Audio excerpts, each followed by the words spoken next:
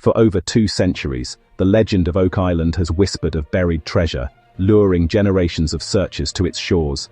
They came with shovels, then with steam engines, and finally with modern drills, all chasing a fortune said to be hidden deep within the earth. But the island offered only failure. They called the focus of their obsession the Money Pit, a name that became a bitter irony, a collapsing, watery death trap that consumed fortunes rather than yielding them. The more they dug, the more it fought back. Ingenious flood tunnels, believed to be ancient booby traps, inundated every new shaft with seawater.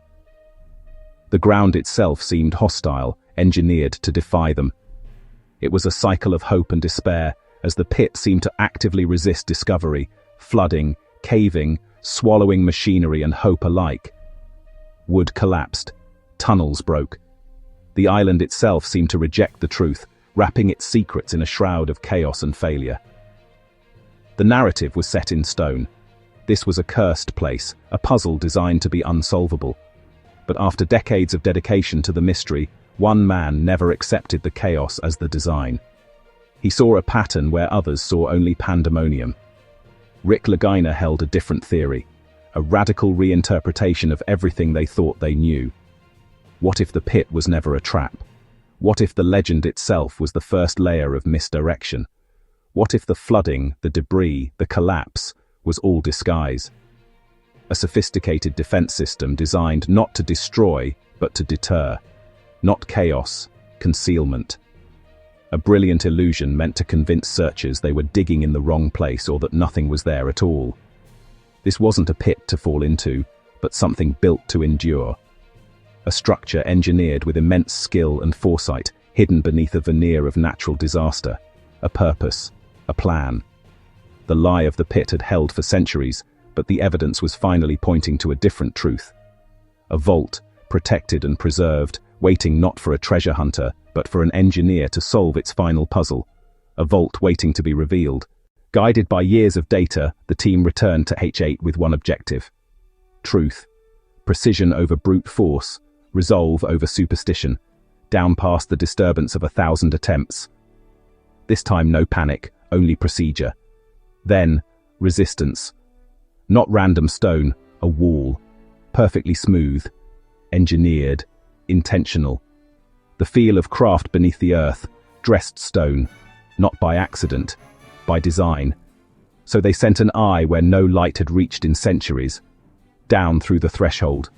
The wall fell away, into a chamber. Not ruin, architecture. A vault.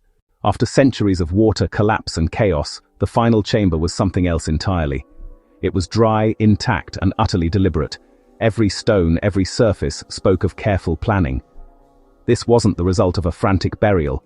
It was the product of sophisticated engineering, designed to endure the ravages of time itself. The evidence was carved into the very structure. Arches, keystones, the kind of masonry that defined European cathedrals and fortifications. This was mastery, a clear architectural signature that pointed not to pirates or privateers, but to a powerful state-level enterprise with the resources to build for permanence. An identity hidden in plain stone. The design's intent became clear. This was not a trap, engineered to maim or kill. It was a storage facility, a subterranean strongbox, built to protect its contents from moisture, decay, and discovery. And then, nestled in a corner, the team found the first whisper of its origin. A chest, its wood remarkably preserved, bound by corroded iron bands. The moment of truth was at hand. As the lid was carefully pried open, the beam of a flashlight ignited a warm, breathtaking glow. Gold. Ornate, heavy, and impossible to mistake. Not a handful of scattered pieces, but a carefully packed trove of coins and bars. On the surface of the first coin cleaned, a familiar emblem emerged from the dirt. A crest that crossed oceans under a royal seal, the coat of arms of the Spanish crown. The style, the markings, the context, all aligned. Each coin was a historical document. We could see the mint mark, indicating its origin in the rich mines of the New World, Potosí, Mexico City, Lima. The assayer's initial, a personal guarantee of the gold's purity. The signature was Spanish, the period unmistakable. This was the lifeblood of an empire. Gold flowed from the New World into guarded vaults just like this one, a hidden node in a vast logistical network designed to secure the wealth of kings. This was not meant to lure intruders to their doom. It was meant to outlast them, to wait patiently for its owners to return. The who and the when, questions that had haunted Oak Island for 2 centuries, were finally answered. 17th century Spain, colonial treasure, struck with the authority of King Philip IV.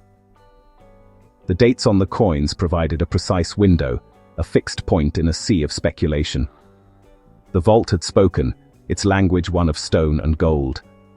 And after centuries of silence, the island finally answered back.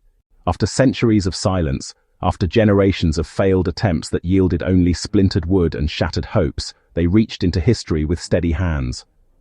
The remote grab, an extension of their collective will, closed around something solid, something with form and purpose. As it broke the surface, a gasp rippled through the crew. This was not debris, a shape, a form defined by human hands, not the chaos of a collapse. It was a chest, bound in iron, its very presence a defiance of the island's destructive legend. The winch groaned, the cable taut with a strain that spoke volumes, a weight like a verdict. This was no empty box tossed aside by time. This was a container built to hold, to protect, to endure. Every eye fixed, every breath held. On the deck of the barge, years of research, of investment, of faith, hung suspended in that moment, rising slowly from the depths. And then, it was there. An iron-banded chest, whole, time's seal unbroken. The wood, though darkened by centuries in the abyss, was sound. The iron straps, though rusted, held fast. This was not a relic of failure. It was a result of design, a testament to the foresight of its creators, who had anticipated the very forces that had defeated so many before. The vault yields only to respect and patience. It rewards not brute force but understanding. This chest was the first piece of dialogue, the first clear message from the past. And it was a message received by the man who never let it go. For Rick Lagina, this was more than an artifact. It was the physical embodiment of a belief he had held against all odds. But the chest was just the prelude. The real question remained, what else was down there?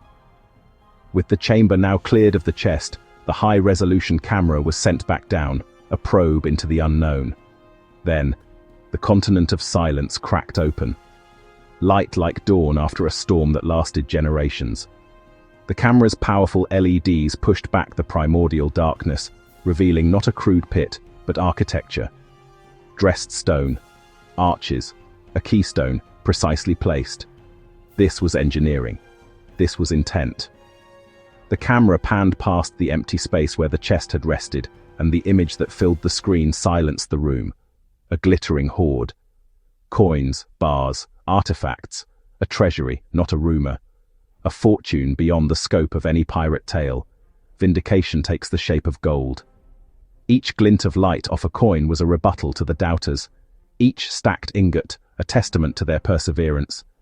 The camera zoomed, and history came into sharp focus. Rick, this is it. It wasn't a pit. It was a vault. And it's filled. It's actually filled. Look at the markings, the sheer volume of it. This is the truth we've been chasing. This is history. Brother to brother, truth to truth. The image on the screen was undeniable. The crest of the Spanish Empire. Mint marks from Potosi and Mexico City. Dates from the late 17th century. The legend was wrong. The treasure was real. The story of a booby-trapped pit, designed to kill, was a misinterpretation. A ghost story told to explain a series of failures. The truth was far more sophisticated. A Spanish colonial vault, perfect in purpose. Its design wasn't a trap, but a deterrent. The hydrology, the depth, the sheer difficulty of access, all were features of a high-security deposit box, built to protect its contents from discovery, not to ensnare the curious. The retrieval was staggering, an undeniable cache of 3 centuries past. What followed was a meticulous process of recovery and cataloguing, an archaeological operation on a scale never before seen on the island. This was the wealth of an empire, enough to finance navies, enough to alter the course of wars, and more than enough to end a myth. The story of Oak Island was no longer about a mysterious curse. It was now the story of Spanish ingenuity, of imperial logistics, and of the two brothers who dared to look past the legend and see the evidence. The greatest treasure hunt in history. Over. The gold, silver, and artifacts were not the end of the story, but the beginning of a new chapter of verified history. And its truth, finally in the light, was more profound and more compelling than any fiction. The gold itself told the story. Late 17th century, the empire's heart stamped in metal. Mint marks, assayers, lineage, all consistent, not rumor, record. This fortune flowed with the Spanish main. A world at war, a crown in need, a vault built to wait, protected against tide, time, and theft. The size and source confirmed, a deposit made to endure crisis, a treasure recovered with respect, one of the largest colonial caches ever hidden. And now, understood, the treasure is found, the curse is broken, it was never a pit, it was a Spanish gold vault, and Rick Lagina is the man who conquered it. Oak Island is no longer a search, it is a landmark. Mystery solved. Please subscribe to our channel History Documentary Hub for more insightful videos and intriguing content.